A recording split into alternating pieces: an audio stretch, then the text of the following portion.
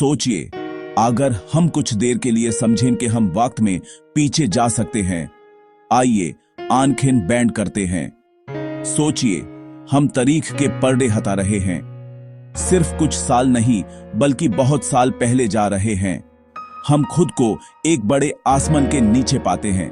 यहां सितारे चमक रहे हैं, शहरों की रोशनी नहीं है, हवा साफ है, आसपास सिर्फ जंगल की आवाजें हैं।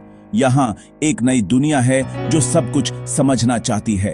यहीं से हमारी कहानी शुरू होती है। ये कहानी बड़ी लफ्ज या मुश्किल हिसाब की नहीं है, ये सिर्फ जिज्ञासा की कहानी है।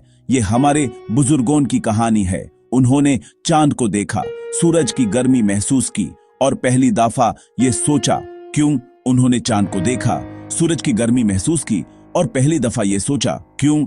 यहीं से साइंस शुरू हुई। ये सोच सिर्फ एक जगह या एक वक्त की नहीं थी। ये पुरानी नदियों के किनारे जैसे नाइले, टिग्रिस, यूफ्रेटिस, इंडस और चीन की दीवारों के पास पैदा हुई। हर तहजीब का अपना तरीका था, लेकिन सब में एक बात थी, इल्म की तलाश। सब लोग कुछ नया सीखना चाहते थे, इसीलिए साइंस आगे बढ़ी। चलिए अब हम पुराने मिस्र की रोशनी से भरी जमीन पर चलते हैं। यह एक ऐसी जगह थी जहां लोग हमेशा याद रहना चाहते थे। उनके बड़े पिरामिड सिर्फ कब्रें नहीं थे, यह उनकी सोच, उनका इल्म और उनकी मेहनत का नतीजा थे। ऐसी इमारत बनाने के लिए मिस्र के लोगों ने सीखा कि चीजें कैसे नापते हैं। वो कोने और लंबाई को समझते थे। उन्होंने खेतों का हिसाब लगाना और इमारतों का साइजे निकालना सीखा। यह सब उनके रोज के काम में आता था। मिस्र की जिंदगी नील नदी पर थी। हर साल बाढ़ आती थी। लोगों ने देखा कि एक खास सितारा सिरियस जब दिखाई देता है तब बाढ़ आती है। इस तरह उन्होंने 365 दिन का साल बनाया। यह कैलेंडर बाद में पूरी दुनिया ने अपनाया। मिस्र के लोग वक्त को समझने वाले पहले लोग थे। पुराने मिस्र में इलाज भी था और जादू भी। लेकिन एक पुरानी किताब एडविन स्मिथ पपायरस दिखाती है कि उन्होंने चोटों का इलाज सोच समझ कर किया। मिस्र के डॉक्टर हड्डी जोड़ लेते थे, जख्म बैंड कर लेते थे और जिस्म को समझते थे। वो बीमारी का सबब भगवान को मानते थे, लेकिन देखकर और हाथ से काम करते थे। वो असल डॉक्टर थे। मम्मीफिकेशन ने उनको और ज्यादा सीखने का मौका दिया। उन्होंने जिस्म को सुखाना, अज़ा निकलना और संभलना सीखा। यह सब उनके इल्म को गहरा बनाता था। मिस्र के लोग दिखाते हैं कि जिंदा रहने की चाहत से उन्होंने बहुत कुछ सीखा, जमीन नापना, आसमान देखना और इंसान को समझना। अब सोचिए, हम टिग्रिस और यूफ्रेटिस नदियों के बीच वाले इलाके मेसोपोटामिया जा रहे हैं। यहाँ बेबीलोन जैसे शहर थे। यहाँ लोगों को आसमान देखना बहुत पसंद था। यहाँ की सभ्यता बहुत मशहूर थी। लोग रात को सितारे गिनते और सूरज चांद को देखते रहते थे।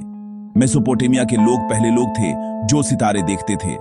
उनका मानना था कि सूरज, चांद और सितारे खुदाओं के पैगाम हैं। वो समझते थे कि इनसे रजाओं की किस्मत का पता चलता है। इन लोगों ने सितारों का हिसाब रखना शुरू किया। उन्होंने ग्रहों के रास्ते बनाए, ग्रह लिखे और राशि चक्रा बनाया। ये 12 सितारे थे जिनके बीच सूरज साल भर चलता है।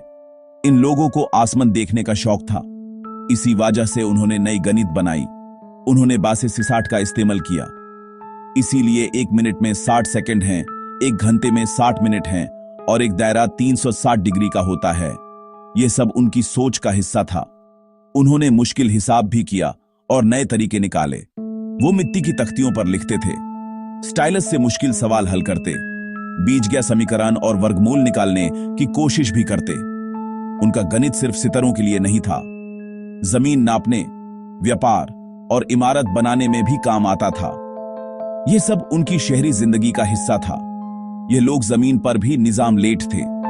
हम्मुरबी के कानून लिखे, हर चीज की सूची बनाई, जानवर, पौधे, पत्थर, जगह के नाम। ये सब आज के बायोलॉजी और जियोलॉजी की शुरुआत थी। पहिए का आविष्कार, खेती, लिखने का तरीका और नहरें सब इन्होंने बनाए। ब्रॉन्ज के औजार और हथियार ने जंग और खेती को बदला। आसमान को समझने की चाहत ने गणित और नए औजार बनाए जो जिंदगी को हमेशा के लिए बदल गए।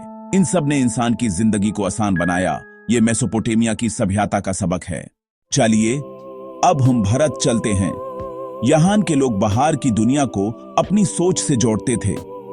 पुराने जमाने के लोग सोचते थे दुनिया कैसी है, वो ये भी सोचते थे हम चीजें कैसे समझते हैं। इसी सोच से शून्य का ख्याल आया। शून्य सिर्फ खाली जगह नहीं, यह एक नया नंबर था। इससे हमें गिनती और हिसाब करना आसान हो गया। गिनती और हिसाब सितारों को देखकर भी आया। आर्यभट्ट एक बहुत समझदार आदमी थे। उन्होंने लिखा, जमीन गोल है और घूमती है, इसी वजह से दिन और रात होते हैं। उन्होंने सूरज और चांद ग्रहण की बात भी समझाई। यह सब उस वक्त नया था। सिद्धांत नाम की किताबों में ग्रहों की गिनती लिखी गई थी। उनमें आने वाले दिनों की बातें भी थी। यह सब समझना सिर्फ कैलेंडर के लिए नहीं था, यह आसमान और पूरी दुनिया को समझने की कोशिश थी। आयुर्वेदा यानी सेहत का इल्म बहुत पुराना है। यहां सेहत का मतलब है दिल, जिस्म और रूह का साथ। सुश्रुता संहिता में डॉक्टरों ने ऑपरेशन करने के तरीके लिखे, जैसे प्लास्टिक सर्जरी और आंख की पट्टी निकालना। हजारों पौधों के नाम और उनका इस्तेमाल दवाओं के लिए था। भारत लोहे और स्टील बनाने में भी आगे था। दिल्ली का लोहे का स्तंभ 1600 साल से जुंग नहीं लगा। वो स्टील से तेज तलवारें बनती थी जो सबको पसंद थी। शून्य के ख्याल से लेकर जुंग न लगने वाले लोहे तक पुराना भारत दिखाता है कि सोच और काम साथ साथ चल सकते हैं। यहां दिल और दुनिया दोनों मिलते हैं। अब सोचिए, हमारी टाइम मशीन हमें पुराने चीन ले जाती है। वहां लोग सीधी और साफ जिंदगी जीते थे। उनकी जिंदगी में मिलजुल कर रहना जरूरी था। ताओ की सोच और कन्फ्यूशियस के उसूल उन पर असर करते थे। वहां लोग सीधी और साफ जिंदगी जीते थे। उनकी जिंदगी में मिलजुल कर रहना जरूरी था।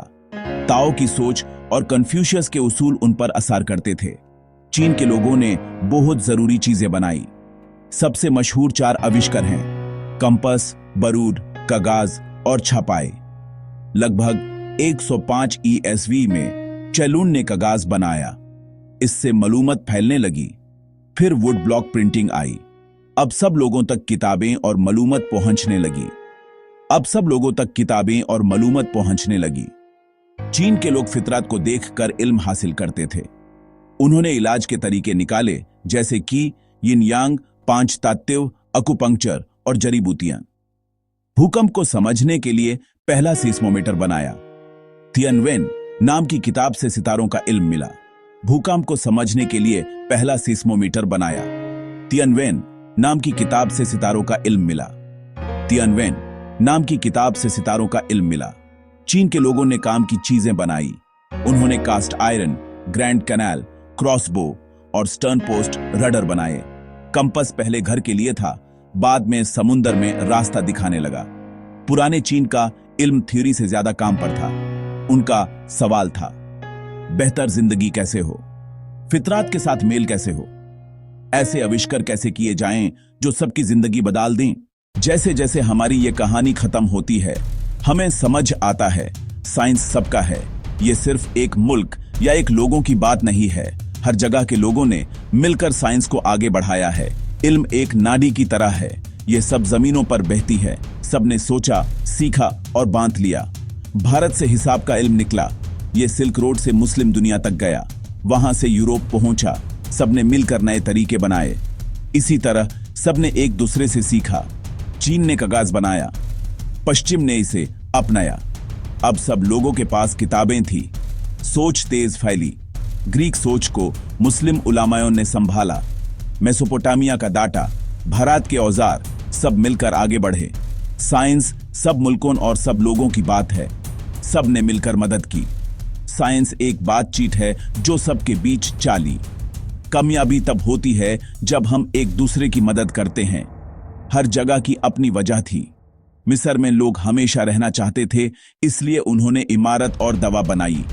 मेसोपोटामिया में लोग सितारे देखते थे। भारत में सोचने की आदत थी। चीन में जरूरत ने नए आविष्कार लाए। सबने अलग सवाल किए, अलग रास्ते चुने, लेकिन सबने मिलकर हमें ज्यादा समझ दिया। कोई एक तरीका सब पर नहीं चलता। सिर्फ इंसानी जिज्ञासा, ये हमारी सबकी विरासत है। हम सब एक दूसरे से जुड़ते हैं। आज का इल्म पूरी दुनिया की पुरानी खोज का नतीजा है। सोचिए, आज ये 1 अक्टूबर 2025 है। अब हम एक ऐसे दौर में हैं जहां साइंस ने बहुत तरक्की की है। हम मार्स पर मशीन भेज रहे हैं, हम गिनीज को बदल सकते हैं, हम पूरी दुनिया से तुरंत बात कर सकते हैं। सोचिए, आज 1 अक्टूबर 2025 है। अब हम एक ऐसे दौर में हैं जहां साइंस ने बहुत तरक्की की है। हम मार्स पर मशीन भेज रहे हैं, हम जीन्स को बदल सकते हैं, हम पूरी दुनिया से तुरंत बात कर सकते हैं। लगता है कि हम पुरानी दुनिया से अलग हैं, लेकिन यह सही नहीं है। हम एक जरूरी बात भूल जाते हैं, हर नई चीज, हर नई टेक्नोलॉजी पुराने लोगों की मेहनत से बनी है। न्यूटन ने कहा था, हम उन लोगों के कंधों पर खड़े हैं जो हमसे पहले आए, जैसे गलीलियो, आइंस्टाइन, आर्यभट्टा, पिरामिड बनाने वाले और बेबीलोन के सितारे देखने वाले। हमारी डिजिटल दुनिया जीरो के बिना मुमकिन नहीं थी। ये भारत की देन है। नेविगेशन के लिए चीन का कंपास और बेबीलोन के स्टार चार्ट्स इस्तेमाल होते हैं। हमारी दवाइयों की जड़ आयुर्वेदा और मिस्र के डॉक्टर्स तक जाती है। हमारी डिजिटल दुनिया जीरो के बिना मुमकिन नहीं थी। ये भारत की देन है। नेविगेशन के लिए चीन का कंपास और बेबीलोन के स्टार चार्ट्स इस्तेमाल होते हैं। हमारी दवाइयों की जड़ आयुर्वेदा और मिस्र के डॉक्टर्स तक जाती है। हमारे दिन का हिसाब घंटे, मिनट, सेकंड, ये सब मेसोपोटामिया के लोगों की वजह से है। गुज़िश्ता जमाना हमसे अलग नहीं है। हमने सब कुछ उनसे ही सीखा। उनकी मेहनत, सब्र और सवाल पूछने की आदत ने आज के साइंटिस्ट्स को आगे बढ़ने की हिम्मत दी है। गुज़िश्ता जमाना हमसे अलग नहीं है। हमने सब कुछ उनसे ही सीखा। उनकी मेहनत, सब्र और सवाल पूछने की आदत ने आज के साइंटिस्ट्स को आगे बढ़ने की हिम्मत दी है।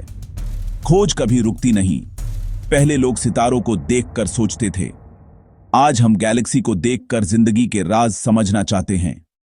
टूल्स बदल गए हैं, लेकिन सोच वही है। यह सफर एक छोटे सवाल से शुरू हुआ, क्यों, और अब भी जारी है। आइए हम भी प्रेरणा लें, नए सवाल पूछें, पुरानी बातों को चैलेंज करें और अपनी कहानी इस सफर में जोड़ें।